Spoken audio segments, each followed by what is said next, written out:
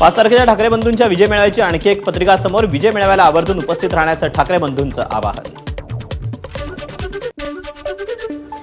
5 तारखेच्या विजय मेळाव्याची रूपरेषा मादाच्या हाती. व्यासपीठावर राज आणि उद्धव ठाकरेंसोबत अन्य पक्षांचे पक्षाध्यक्ष राहणार उपस्थित.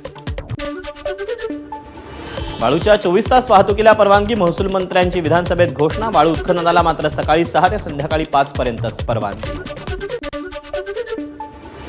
बार्टी, सारथी, महाज्योती, आरटी संस्थांमध्ये यापुढे केवळ गुणवत्तेच्या आधारे प्रवेश देणार. उपमुख्यमंत्री अजित पवारांची घोषणा.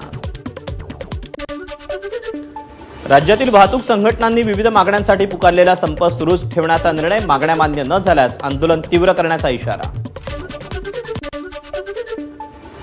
पंढरपूरमधील व्हीआयपी दर्शन बंदीच्या आदेशाचं उपमुख्यमंत्री एकनाथ शिंदेंकडून पालन. शिंदेंनी मुखदर्शन घेतल्यानं सामान्य भाविकांची दर्शन रांग सुरूच. उपमुख्यमंत्री एकनाथ शिंदे पंढरपूरमध्ये भाजपा आमदार समाधान आवताडेंच्या बुलेटवर बसून पाहणी. गृहमंत्री अमित शाह उद्या पुण्याच्या दौऱ्यावर. अमित शहांच्या हस्ते पहिले थोरले बाजीराव पेशवेंच्या पुतळ्याचं उद्घाटन.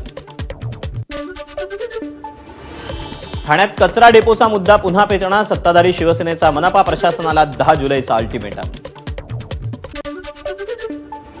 नाशिकच्या दिंडोरी अवैध दारू विक्री विरोधात वणीच्या नवनियुक्त सहाय्यक पोलीस निरीक्षक गायत्री जाधव ॲक्शन मोडवर.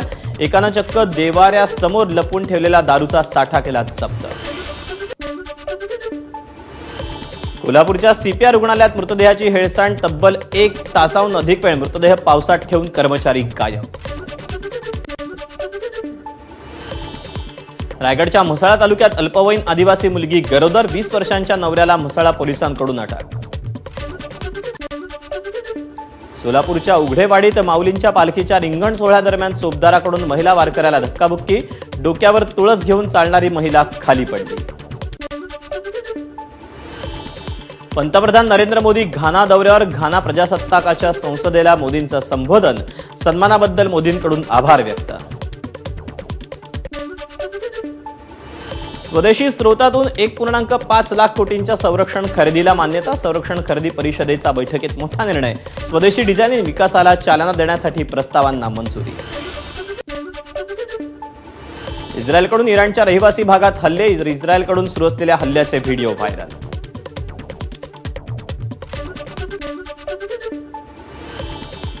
चीनमध्ये पूरस्थिती. पुरात अडकलेल्या व्यक्तीची ड्रोनद्वारे सुटका. शेतीसाठी वापरण्यात येणाऱ्या ड्रोननं वाचवला जीव.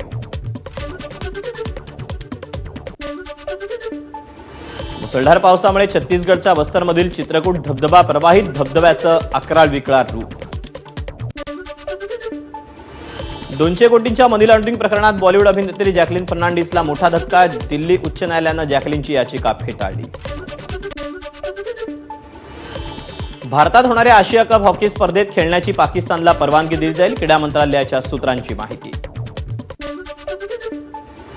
भारत विरुद्ध इंग्लंडच्या दुसऱ्या कसोटी सामन्यात शुभमन गिलचं दमदार द्विशतक. कसोटी क्रिकेटमध्ये शुभमनचं पहिलंच द्विशतक.